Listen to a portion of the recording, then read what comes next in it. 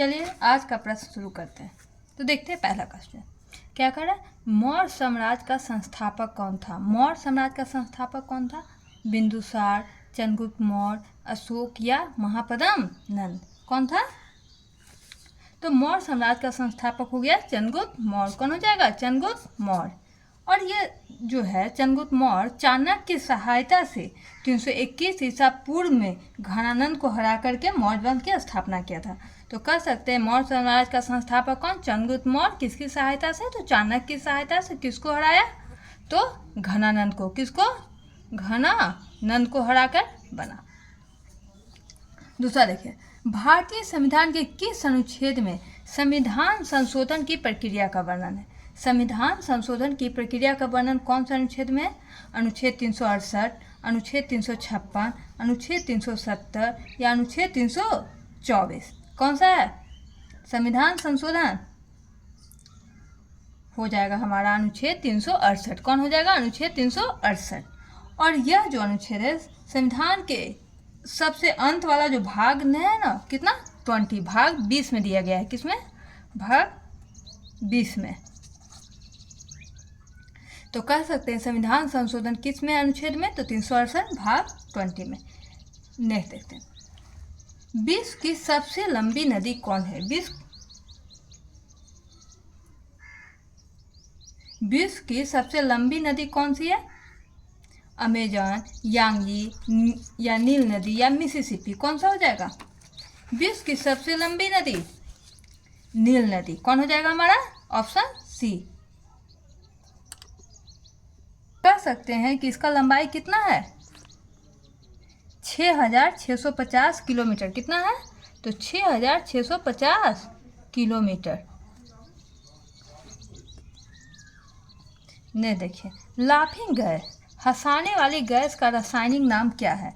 Laughing gas का रासायनिक नाम क्या है? तो CO2, sulphur dioxide, nitrous oxide या हाइड्रोजन पेरोक्साइड? क्या हो जाएगा लाफिंग गैस? तो हमारा हो जाएगा N2 नाइट्रस ऑक्साइड। क्या हो जाएगा? Nitrous oxide. नेक्स्ट देखिए, भारत में मौद्रिक नीति किसके द्वारा तैयार और लागू की जाती है? भारत में मौद्रिक नीति किसके द्वारा तैयार और लागू की जाती है? वित्त मंत्रालय, RBI, नीति आयोग या SBI? किसके द्वारा मौद्रिक नीति लागू कौन करता है? तो हमारा RBI। कौन करता है? RBI, जिसे क्या कहते हैं? Reserve bank of India. और ये देश की मौद्रिक नीति को नियंत्रित करने वाला है। तो कौन ऑप्शन हो जाएगा? बी। प्लासी का युद्ध किस वर्ष लड़ा गया था? तो प्लासी का युद्ध कब लड़ा गया था? 1757, 1764, 1857 या 1526? कब लड़ा गया था? तो ये लड़ा गया था कब? 1757, 23 जून 1757 में। कभी कभी स्मॉल डेट पूछ देता है, तो 23 जून 1757। और ये किसके बीच में लड़ा गया था? तो ईस्ट इंडिया कंपनी और भारत के क्या थे? नौ सिराजुद्दौला। किसे? ईस्ट इंडिया कंपनी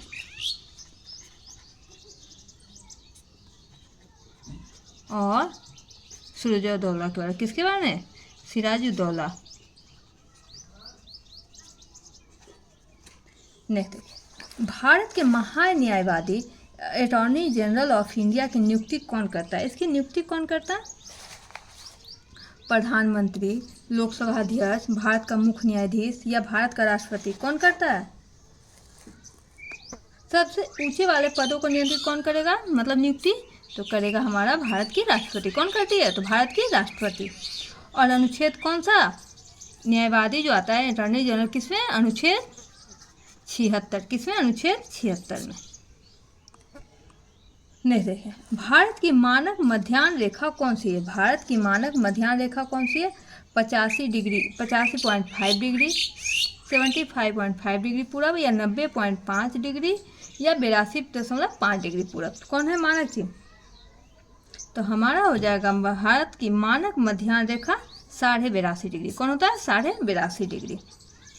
और जो कहाँ से गुजरती है? तो यूपी के मिर्ज़ापुर से। कहाँ से? यूपी के मिर्ज़ापुर से।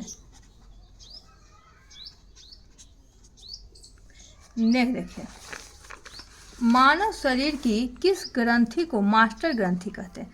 मास्टर ग्रंथि किसको कहते हैं? थायराइड ग्रंथि, पीयूष ग्रंथि, एड्रिनल ग्रंथि या अग्नाशय ग्रंथि, किसको कहते हैं? तो हमारा हो जाएगा कौन? पीयूष ग्रंथि। कौन हो जाएगा? मास्टर ग्रंथि मतलब पीयूष ग्रंथि। यह क्वेश्चन हमेशा साइंस से पूछा जाता है। और यह अंतःस्रावी ग्रंथियों के कार्यों को नियंत्रित करती है। कौन? तो पीयूष ग्रंथि। देखिए, द वेल्थ ऑफ नेशन पुस्तक के लेखक कौन है? वेल्थ ऑफ नेशन पुस्तक के लेखक Adam Smith, Karl Marx, John Maynard Keynes या अल्फ्रेड मार्शल, कौन है? इसका आंसर कमेंट में दीजिएगा, ठीक है, कि वेल्थ ऑफ नेशन पुस्तक के लेखक कौन है।